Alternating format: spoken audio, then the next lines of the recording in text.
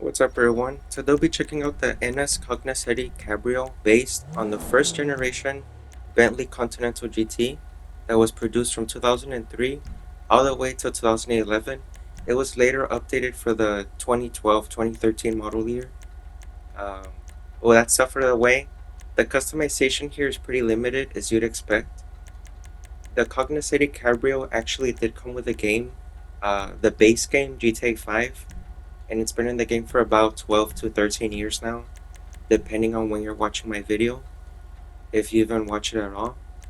But anyway, I'm already like more than halfway through the customization.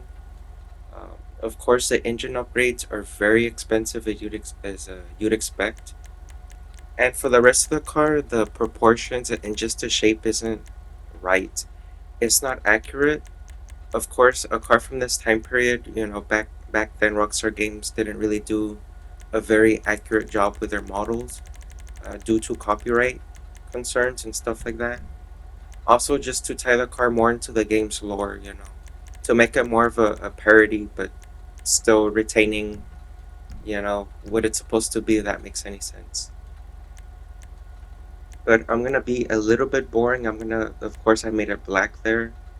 The suspension, you could get it quite low, you know, it's pretty nice. I feel like the back is too low, but I'm just gonna slightly lower it. For the wheels, this is a car that it's really hard to find good wheels for because most of these wheel designs really just don't look good on this car, or the car doesn't look good with these wheels. Due to this design, it looks very bulbous. Um, as I said, it's not very accurate to the actual car. But I'll be honest with you, this was pretty tricky here, going back and forth through the different wheel selections. If you even consider or decide to get this car for yourself, um, I don't know, you might struggle a little bit. Maybe this is one of those cars that will collect dust, but I'll get into that later.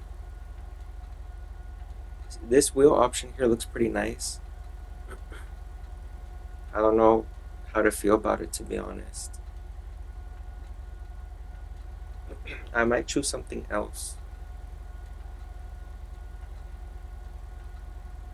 but I rarely see anyone use that wheel. This one here looks better, marginally better. It makes the car look from a 2 out of 10 to a 3 out of 10. But this is how the tire lettering looks if you're interested. Of course, I'm going to bulletproof it as always. All that's left for me to do here before I exit the garage is just to show you the window tint.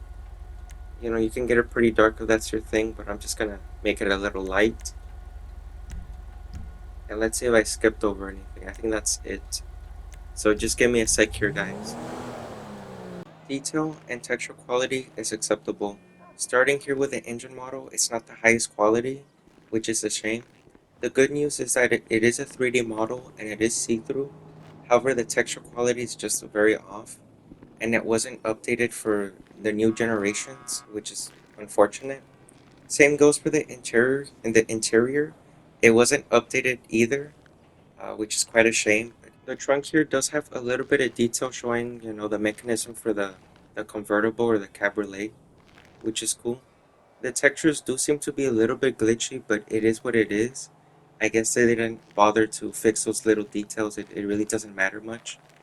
However, this does have a pretty nice animation for the convertible, and it just folds pretty nicely. It's pretty fast. It's very smooth, as you can see. Well, that's stuff out of the way, onto the performance, so just give me a sec here, guys. Performance is acceptable, and so is the handling. The performance, I feel like it could have been better. The top speed isn't great. It really doesn't feel that fun to drive, and it just feels heavy.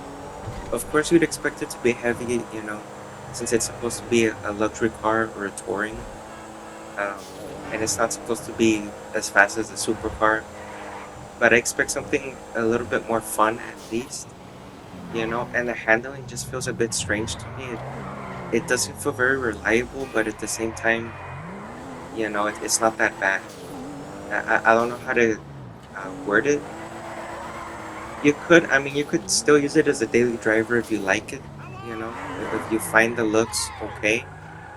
But as you can see, I did spin out there a little bit, and there's a lot of wheel spin in the back.